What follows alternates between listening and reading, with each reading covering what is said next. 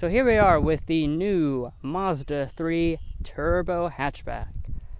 And we'll take a quick look around the exterior before we go on our drive. As you can see, the front end here has a real aggressive look to it, fully blacked out with the large front air dam. Got the gloss black 18-inch alloys, gloss black mirrors. We got a big spoiler here in the back, which looks pretty cool. Very nice and aggressive look. Do like this polymetal paint that this is finished in. And here's your key. This is the newest Mazda key. Just has a simple square shape.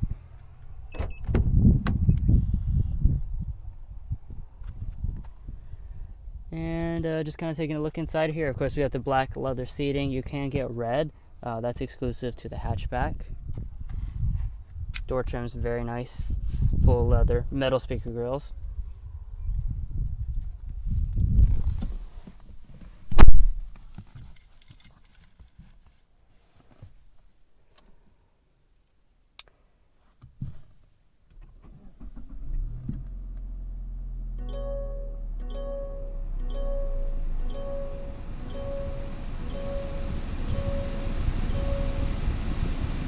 Turn that down a little bit so you guys can hear. So yeah, with this interior, this is a super nice interior. Basically, it just doesn't even feel like it should be inside of a, regular compact car. So you got nice soft touch plastic on the top part of the dash. Big piece of leatherette through here with the stitching detail that goes onto the door trim. We got more of that down through here, piano black. This turbo model adds chrome finish to this piece right here, as well as around the button. Really nice steering wheel, great design, power tilt and telescoping. It is heated as well. And you do have the premium gauge cluster, so you can cycle through a lot of different information. Like so, there's some contextual information that pops up there, and we also have a head-up display, which I guess you can probably see right now. I can't really see it that well. Because I have polarized sunglasses on. But nevertheless, we'll go ahead and take off here.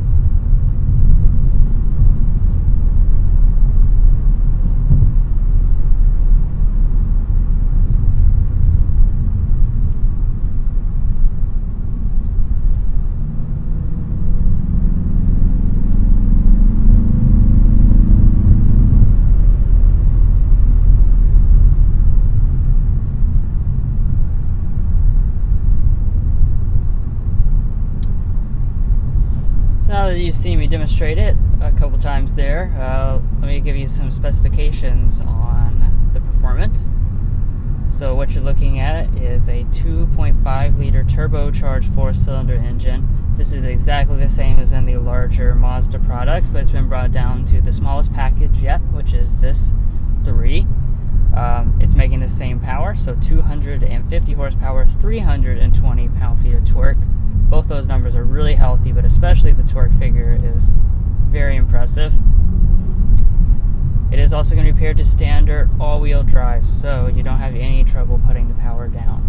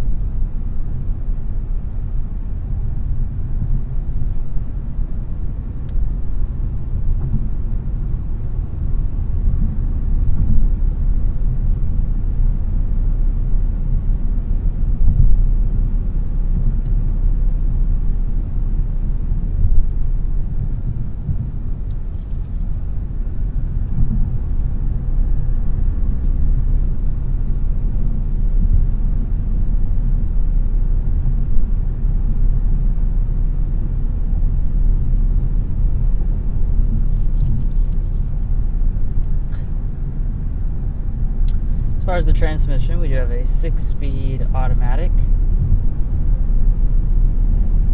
And I'll just talk a little bit about how it is to drive, but of course, as always, if you want full driving impressions, make sure to check out our full review video where we'll go in depth with our thoughts about the driving dynamics. But as far as this video, I'll give you a little sample. However, this is, mostly just going to be kind of casual, cruising around and just enjoying the ride. So of course, like pretty much any Mazda, the handling on this thing is phenomenal. They do such a good job of body control, really solid feel, just very easy to point and shoot down this country road. The steering in particular is tuned fantastically. Great weight, good feel, very fast responding.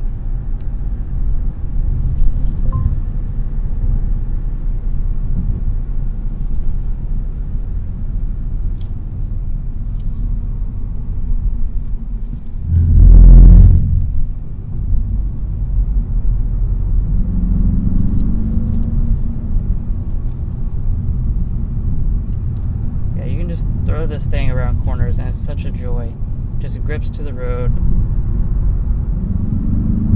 and then all that torque will just pull you right out with such haste. It's really fun to drive out here.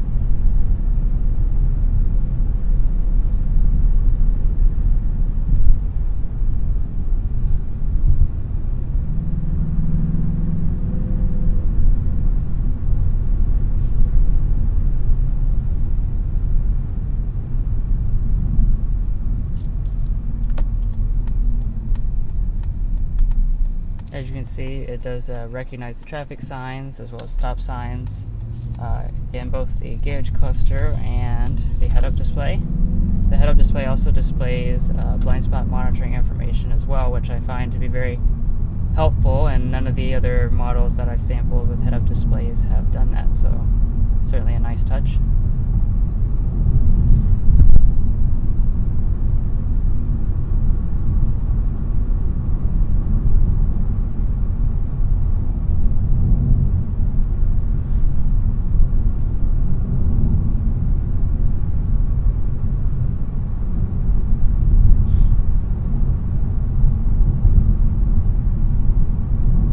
Keeping assist doesn't care much for this road. Thinks it's one lane.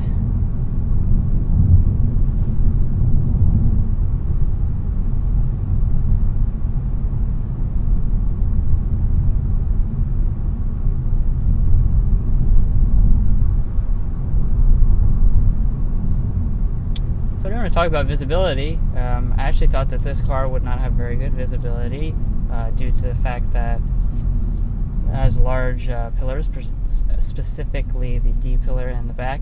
However, I think visibility is pretty good overall. I have plenty of window space here, the mirrors are good sized, and I can actually see out the back pretty well. There's Mason.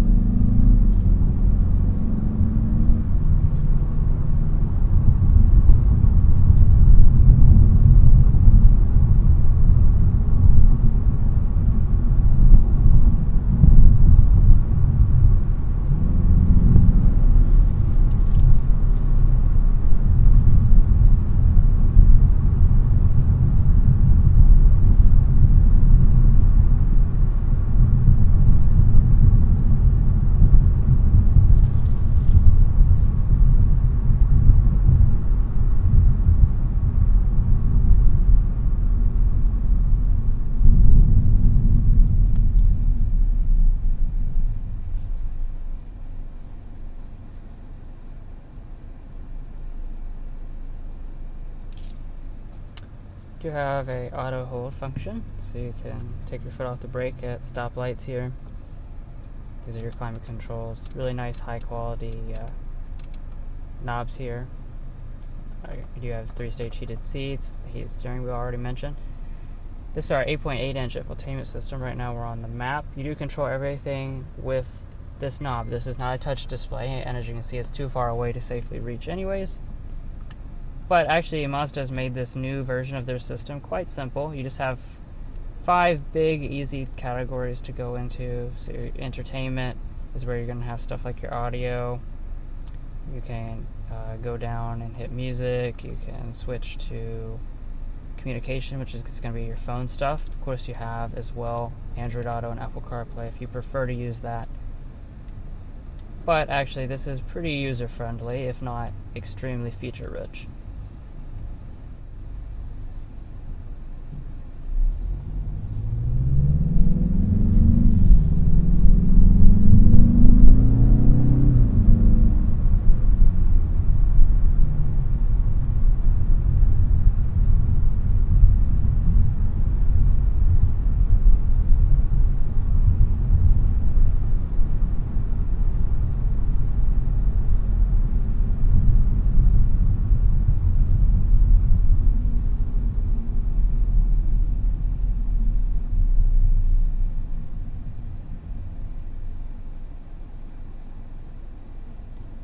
There is no auto start stop system in this vehicle, which I'm not particularly sad about.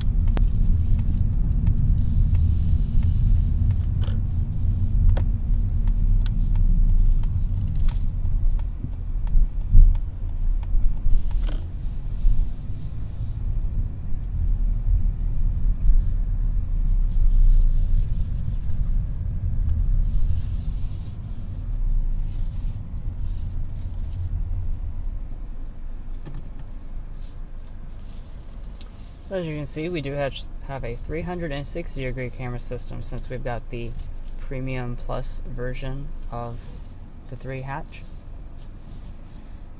It's really a nice 360 camera, good resolution.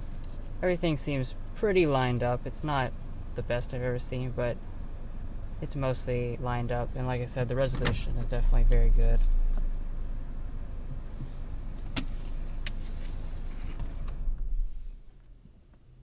And then when you get out, you have these nice little animations to say goodbye and tell you how efficient you've been driving.